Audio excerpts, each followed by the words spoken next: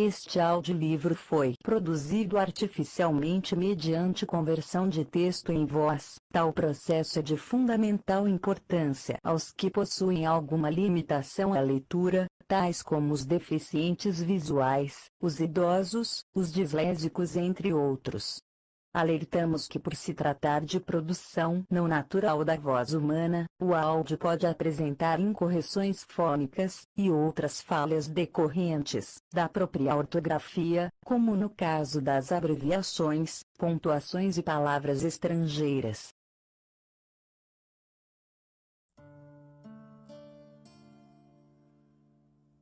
Visões de Santa Catarina de Genova. Jesus revela o purgatório e o inferno.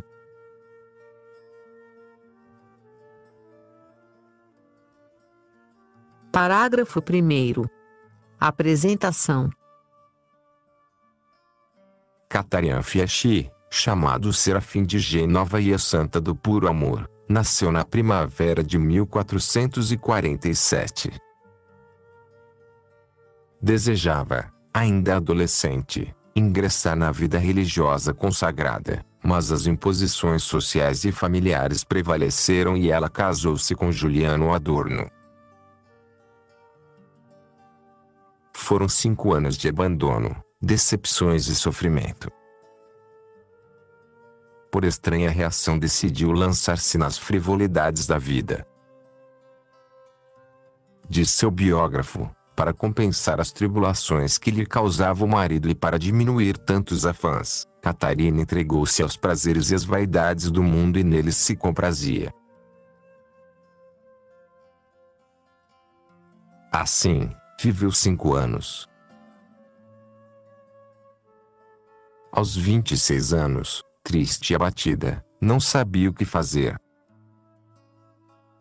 Foi então que Deus irrompeu em sua alma com torrentes de graças que a fizeram exclamar: não mais o mundo, não mais pecados. Ó amor, não mais pecados.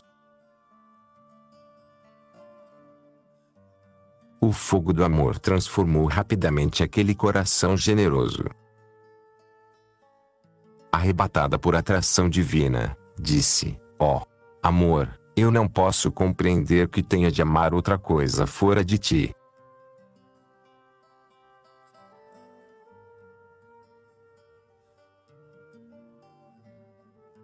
Este amor causa não tanto alegria que qualquer outra alegria, em comparação, é tristeza. Catarina viveu amor e ensinou amor.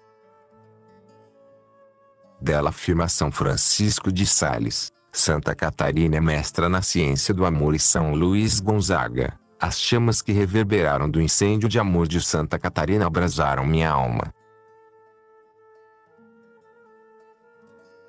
Consumida pelo amor, Catarina foi ao encontro definitivo com Deus aos 15 de setembro de 1510. Tinha 63 anos. O Tratado do Purgatório é fruto de suas experiências místicas de 1501. Tais experiências são o paradigma do purgatório. O leitor não estranhe se no tratado encontre colocações que pareçam discordar do que há lido sobre o purgatório, pois, como dissemos, o tratado resulta de experiências da santa. Isto não exclui outros modos de ver aquela realidade. A doutrina de Santa Catarina a respeito do purgatório pode ser resumida em alguns pontos-chave que apresentamos para facilitar a compreensão do tratado. Amor e egoísmo. O amor é Deus e o egoísmo é o pecado. O amor é felicidade e merece prêmio. O pecado é infelicidade e merece castigo eterno no inferno ou provisório no purgatório. Vida-morte. O homem é protagonista de sua história, define seu destino tanto para o bem como para o mal. A morte fixo definitivamente conforme sua escolha. Dinâmica da graça e do pecado. A graça tende a assemelhar-nos a Deus. O pecado tende a separar-nos de Deus, levando à autodestruição. Fim da graça, o paraíso. Fim do pecado, o inferno. A santidade de Deus, ela não admite manchas. A alma com a menor imperfeição afasta-se da presença de Deus por uma intrínseca repugnância entre o pecado e a graça, a fealdade e a beleza. Purgatório é uma mescla de sofrimento e gozo. São as duas faces do amor, amor purificador e amor unitivo. Inferno é a privação do amor. Tortura total. O tratado insiste na expiação, no sofrimento, porém, é sobretudo um ato ao amor e à felicidade.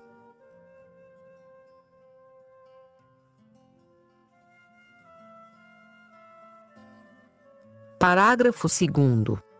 Perfeita conformidade das almas sofredoras com a vontade de Deus.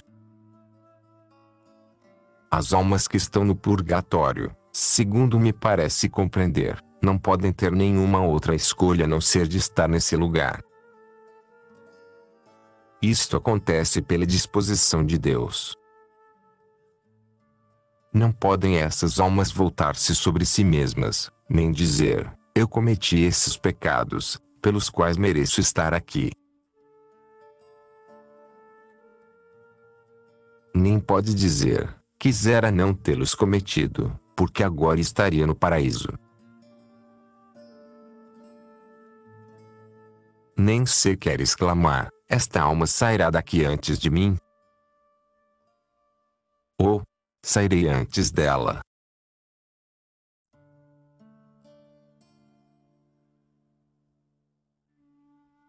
Não podem ter lembrança de si mesmas nem dos outros, de bem ou de mal, que possam causar-lhe maior aflição da que já tem. Ao contrário, tem tal contentamento de se encontrarem na disposição e do que Deus nelas realiza quanto quer e como quer, que não podem pensar em ter pena maior para si mesmas. Vêem somente as operações da divina bondade que, com tanta misericórdia, conduzem o homem para Deus. Por isso, não podem ver nem os sofrimentos, nem os bens que possam acontecer ao homem como coisa dele. Se pudessem ver isto, não estariam em caridade pura.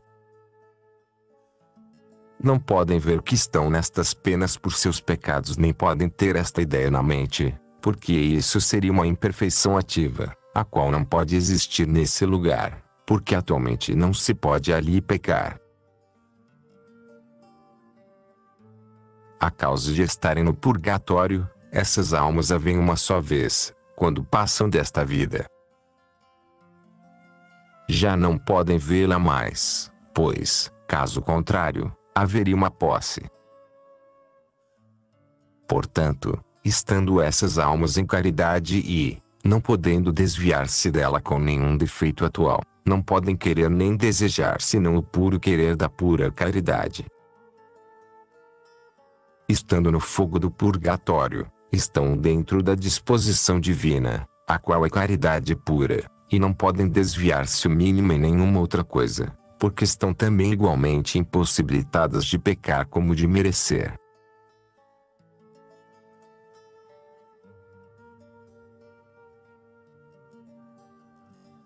Parágrafo 3º. O maior sofrimento das almas no purgatório é a separação de Deus. Por outro lado, aquelas almas sofrem uma pena tão extrema que não há língua que a possa expressar, nem inteligência que possa compreender sequer a mínima parte dela, se Deus, por uma graça especial, não a mostrar. O mínimo desta pena, Deus, por esta graça especial, a mostrou à minha alma, porém, não posso expressá-la com minhas palavras. E esta visão que me mostrou o Senhor nunca mais se apagou da minha mente. Eu lhes direi, da melhor forma possível, porém, o compreenderam só aqueles a quem o Senhor se digne abrir-lhes o entendimento. O fundamento de todas as penas é o pecado original e o atual. Deus criou a alma pura, simples e limpa de toda a mancha de pecado, e com certo impulso feliz para ele. O pecado original, na pessoa em quem ele se encontra, afasta a alma deste impulso. Ao acrescentar-se o pecado atual, a alma afasta-se ainda mais. E quanto mais a alma se separa de Deus, tanto mais se torna má, porque menos se assemelha a Deus. Todas as bondades que possam existir, existem por participação de Deus, o que acontece às criaturas irracionais como Deus quer e ordenou. A alma racional assemelha-se a Ele, mais ou menos, à medida que a encontre purificada do impedimento do pecado. Por isso, quando uma alma se aproxima da sua primeira criação, pura e limpa, esse impulso feliz se lhe vai descobrindo e crescendo tanto, com tal ímpeto e com tal veemente fogo da caridade. O que o atrai ao seu último fim basta que lhe pareça uma coisa insuportável ser impedida, e quanto mais claramente a alma vê isto, mais padece um sofrimento extremo.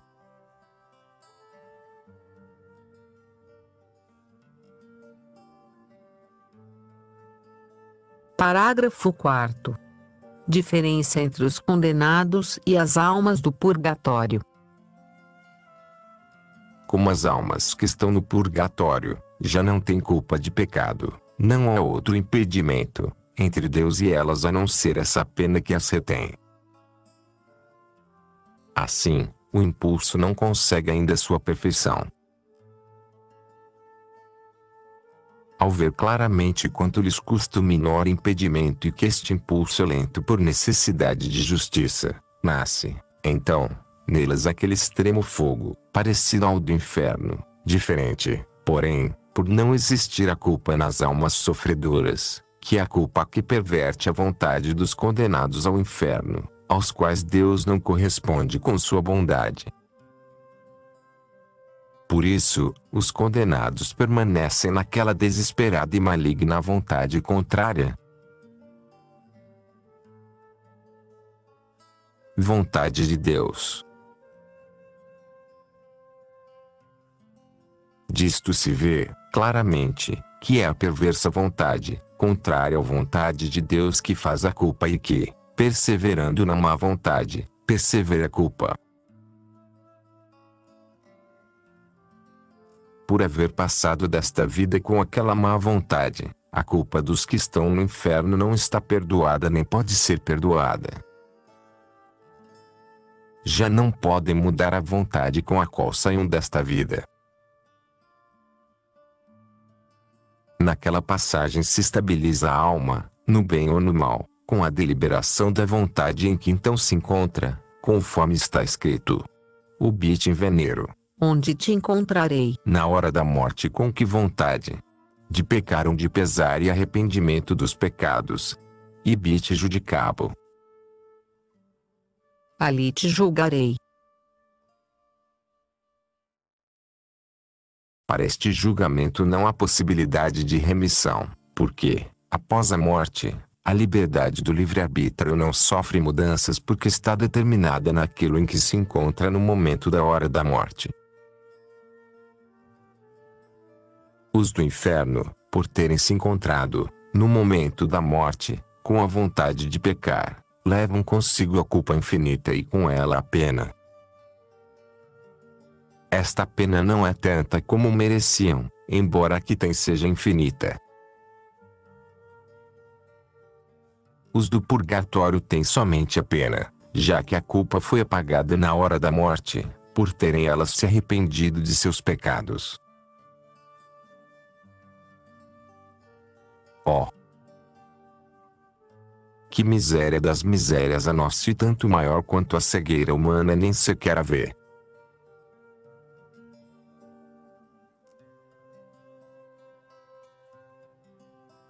Parágrafo 5º. Culpa. Deus mostra a sua bondade até mesmo com os condenados. A pena dos condenados não é infinita na quantidade, porque a doce bondade de Deus derrama os raios de sua misericórdia até no inferno.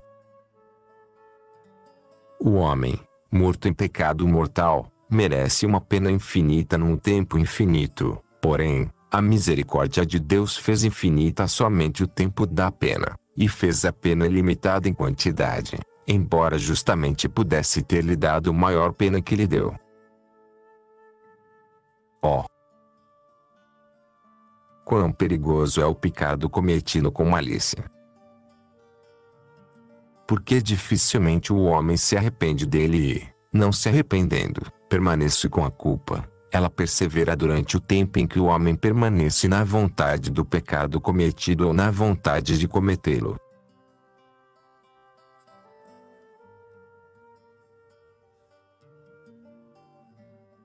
Parágrafo 6º. Pena. Purificadas do pecado, as almas sofrem alegremente as penas. As almas do purgatório têm a sua vontade totalmente de acordo com a de Deus. Por isso, Deus lhe corresponde com sua bondade. Assim, elas ficam contentes no que se refere. Vontades se encontram purificadas do pecado original e atual, no que concerne a culpa.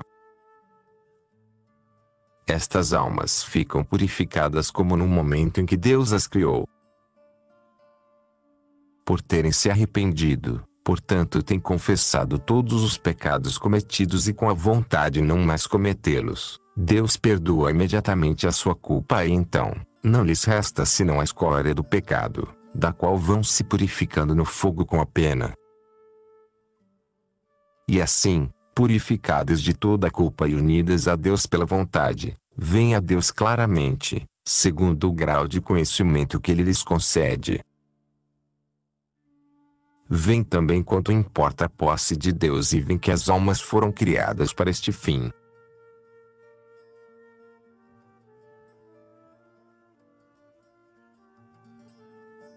Parágrafo 7º. Ânsias de união. Exemplo do pão e do faminto.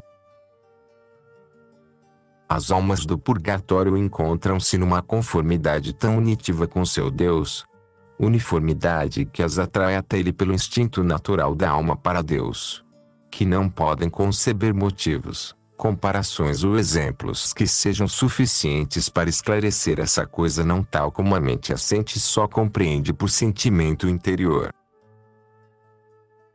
Contudo, darei um exemplo que tenho em mente. Suponhamos que em todo o mundo não houvesse mais que um só pão, o qual servisse para matar a fome de todos os homens, bastando apenas vê-lo. Tendo o homem, por natureza, quando está sadio, instinto de comer, se não comesse não pudesse ficar doente, nem morrer, aquela fome sempre cresceria, porque o instinto de comer nunca lhe faltaria. Sabendo então, o homem que só este pão poderia saciá-lo, se o tivesse, não poderia satisfazer a sua fome, e, por isso, sofreria uma pena intolerável. Quanto mais se aproximasse daquele pão, sem poder vê-lo, tanto mais se acenderia nele o desejo que, instintivamente, se dirigiria para este pão, já que encontraria nele toda a sua satisfação. Se o homem estivesse certo de que nunca mais tornaria a ver o pão, naquele momento, teria o seu inferno realizado, à semelhança das almas, que estão privadas de toda a esperança de ver o pão. Deus, seu Salvador verdadeiro. Porém, as almas do purgatório têm a esperança de ver esse pão e de saciar-se plenamente dele. Por isso, padecerão e estarão em sofrimento até o momento em que possam saciar-se daquele pão. Jesus Cristo, verdadeiro Deus e Salvador, amor nosso.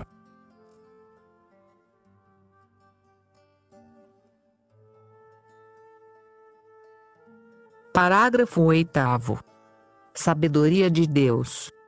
O inferno e o purgatório revelam-nos a admirável sabedoria de Deus. Assim como o espírito limpo e purificado não encontra lugar senão em Deus para seu descanso, por ter sido criado para este fim, assim a alma em pecado não encontra lugar adequado senão no inferno, tendo-lhe Deus preparado aquele lugar para o seu fim. Por isso, no mesmo instante em que se separa do corpo, a alma vai sozinha ao lugar que lhe foi determinado, sem que ninguém a guie, enquanto que a alma, que conserva a natureza do pecado mortal, vai para o inferno. Se a alma condenada não encontrasse, naquele momento, aquela determinação procedente da justiça de Deus, ficaria no inferno muito pior do que o outro, porque se encontraria fora daquela determinação a qual participa da misericórdia que não dá a alma condenada toda a pena quanto merece. Por isso, não encontrando lugar mais conveniente, com menor sofrimento, empurrada pela divina determinação, lança-se dentro, encontrando nele seu lugar próprio. Assim, também a respeito do purgatório, diremos que a alma, separada do corpo, não encontrando-se aquela pureza na qual foi criada e vendo-se no impedimento que pode ser tirado no purgatório, de bom grado, imediatamente nele se lança.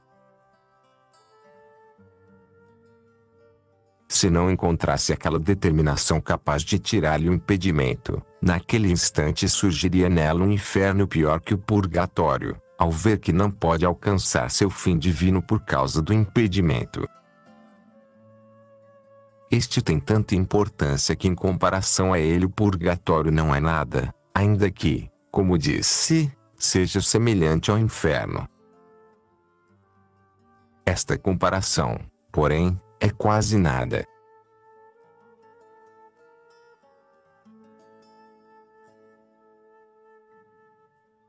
Parágrafo 9º.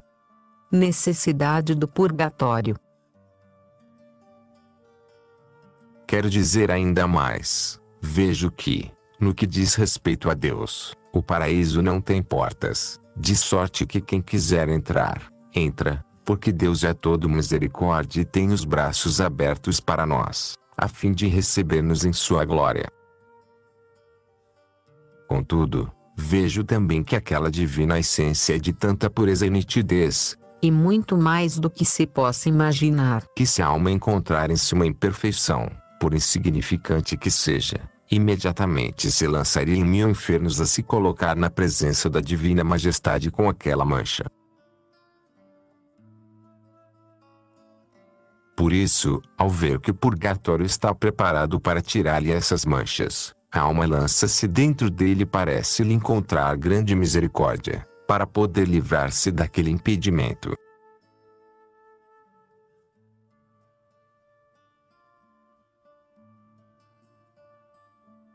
Parágrafo 10º. Natureza terrível do purgatório. A importância do purgatório não pode ser expressa por palavras nem ser concebida pela mente. Ao mesmo tempo que se observa nele tanto sofrimento como no inferno, nota-se também que a alma, se percebe em si uma mínima mancha de imperfeição, recebe o purgatório como misericórdia, como já se disse e, em comparação com aquela mancha impeditiva do amor, de certo modo não dá importância ao sofrimento. Parece-me que a pena das almas do purgatório é maior, por verem em si mesmas alguma coisa desagradável a Deus e por a terem-na cometido, voluntariamente, contra tanta bondade, que por qualquer outro tormento experimentado no purgatório. O motivo é este: estando em graça, aquelas almas veem a verdade e a importância do impedimento que não as deixa aproximar-se de Deus. Todas essas realidades que tentei descrever e se comparadas com o que está gravado em minha mente, enquanto pude compreender nesta vida, são de tão grande elevação que toda visão, toda palavra, todo sentimento, toda imaginação, toda a justiça, toda a verdade.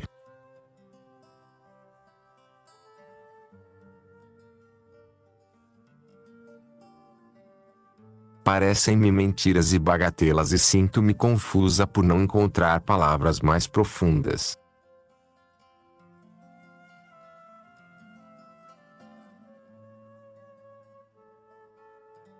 Parágrafo 11º. Pena do pecado. Da luta entre o amor de Deus e o impedimento do pecado surge a pena do purgatório. Vejo tanta conformidade entre Deus e a alma que, quando Deus a vê naquela pureza em que a criou, atrai de certo modo para si com tão ardente amor que bastaria isto para aniquilá-la, ainda que seja mortal, e a transforma tanto em si, seu Deus, que a alma vê que não é outra coisa senão Deus, o qual continuamente a vai atraindo e inflamando, sem abandoná-la jamais, até tê-la conduzida a esta realidade que saiu de suas mãos, quer dizer, naquela pureza e nitidez em que foi criada.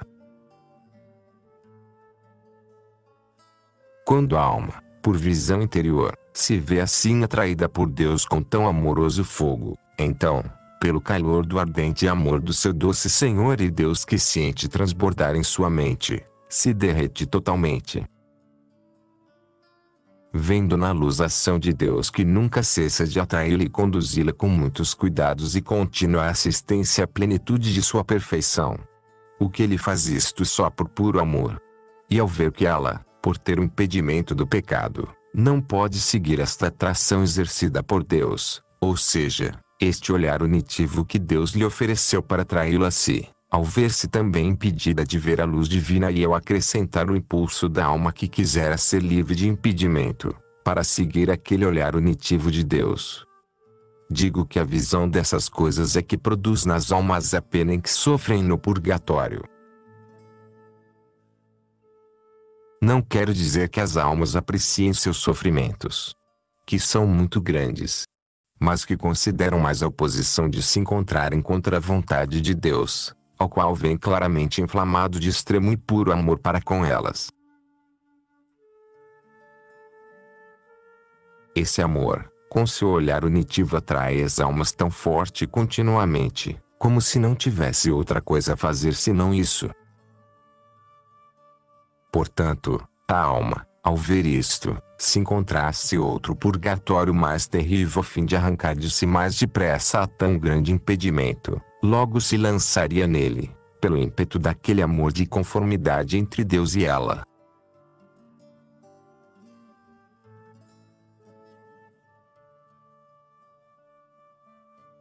Parágrafo 12º.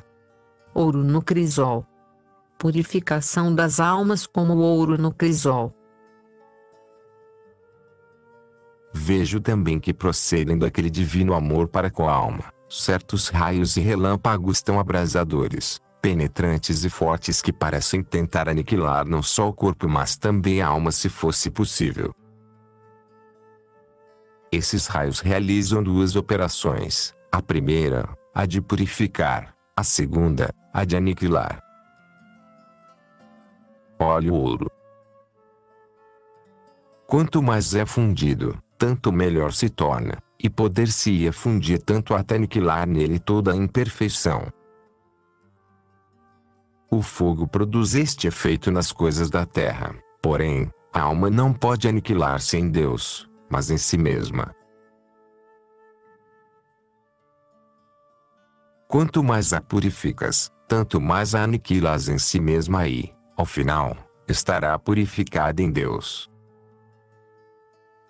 O ouro, quando purificado até 24 quilates, não se consome, por mais fogo que você queira pôr nele, porque não se pode consumir senão sua imperfeição. Assim, também o fogo divino age com a alma.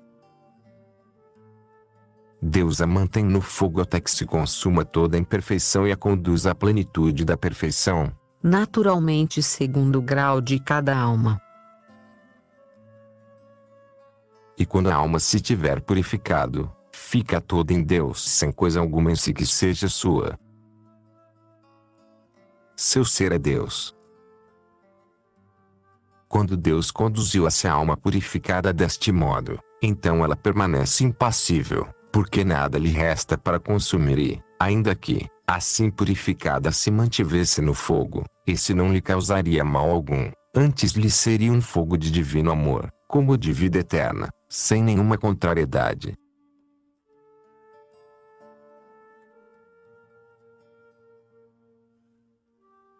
Parágrafo 13º. Alegria e dor. Saiba que tudo que o homem julgar em si mesmo como perfeição, diante de Deus é imperfeito. Tudo que o homem faz e que tem a aparência de perfeição, igualmente como vê, o sente, entende ou recorda, sem reconhecer a sua origem divina, com tudo isso ele se contamina e se mancha.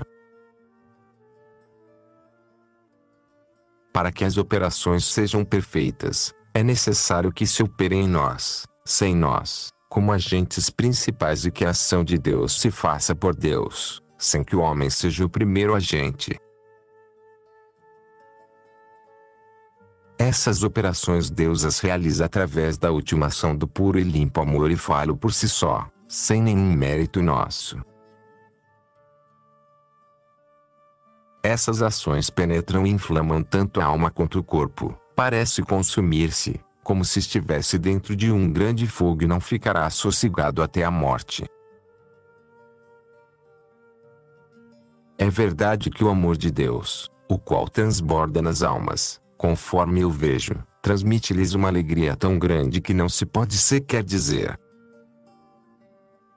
Porém, essa alegria das almas do purgatório não lhes tira nem um pouco da pena. O que lhes causa sofrimento é o amor que tarda.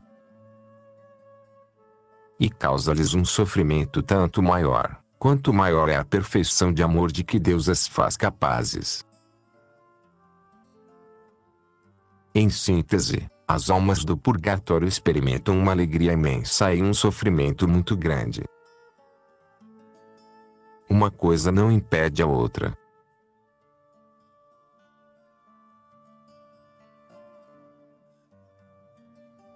Parágrafo 14º. Merecimento. As almas não podem merecer. Se as almas do purgatório pudessem purificar-se por contrição, num só instante, pagariam toda a sua dívida, porque viria sobre elas um inflamado ímpeto de contrição. Isto aconteceria por causa daquela clara luz que tem da importância do impedimento que não as deixa unir-se a seu fim e amor, Deus. Do pagamento que tem de fazer, não se perdoará nem a mínima falta, porque assim foi estabelecido pela divina justiça. Isto no que se refere a Deus. No que se refere às almas, estas já não têm escolha própria e não podem ver outra coisa senão o que Deus quer, nem poderiam querer outra coisa já que está determinado desta maneira. Se no mundo alguém oferece esmolas para que diminua o tempo de sua pena, as almas não podem considerá-las, porque vem tudo sob a justíssima balança da vontade divina, deixando Deus agir em tudo o que deve ser pago de acordo com sua infinita vontade. Se as almas pudessem ver estas esmolas à margem da divina vontade, cometeriam um ato de propriedade que as afastaria da divina vontade, o que seria para elas como um inferno. Por isso, estão arraigadas a tudo Deus lhes dá, tanto de alegria e gozo como de sofrimento, e jamais podem voltar-se para si mesmas. Estão tão unidas e transformadas na vontade de Deus que se contentam em tudo com sua disposição santíssima.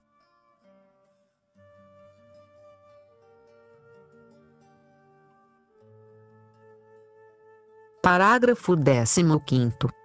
Purificação. As almas querem a sua perfeita purificação. Se uma alma se apresenta à visão de Deus conservando ainda algo não purificado, ser-lhe-ia feito uma grande injúria e para ela seria maior sofrimento que 10 purgatórios. aquela pura bondade e suma justiça não poderiam suportá-la caso contrário, seria inconveniente da parte de Deus. Se aquela alma visse que, contudo, não satisfez plenamente a Deus, ainda que lhe faltasse tão só um abrir e fechar de olhos para se purificar, consideraria isso tão intolerável que, para arrancar de si aquela pouca escória, lançar-se-ia mais rapidamente em 1000 infernos, se pudesse, em vez de estar diante da divina presença, não inteiramente purificada.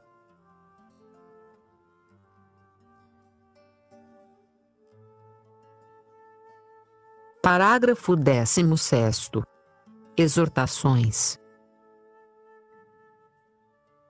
Aquela alma bendita, Catarina, vendo na luz divina todas as coisas aqui narradas, exclamou: dá-me vontade de lançar um grito tão forte que assuste todos os homens da terra e dizer-lhes: ó miseráveis, por que vos deixais deslumbrar tanto por este mundo, ante uma tão grande e importante necessidade em que vos encontrareis à hora da morte e não tomais providência alguma? Todos vós estáis abrigados sob a esperança da misericórdia de Deus, que proclamais imensa, porém, não vos dais conta de que tão grande bondade se levantará contra vós no julgamento, por haverdes agido contra a vontade de um Senhor tão bom. Sua bondade deveria obrigar-vos a cumprir totalmente sua vontade e não a incentivar vossa esperança de fazer o mal impunemente. Sua justiça não pode frustrar-se e é necessário que, de algum modo, se satisfaça plenamente. Não vos confieis dizendo: eu me confessarei e ganharei a indulgência plenária, então me purificarei de todos os meus pecados e, assim, poderei salvar-me. Pensai que a confissão e a contrição, necessárias para ganhar a indulgência plenária, são coisas tão difíceis de alcançar que, se o soubesses, estremecerias de grande medo e estarias mais seguros de não alcançá-la que de tê-la conseguido.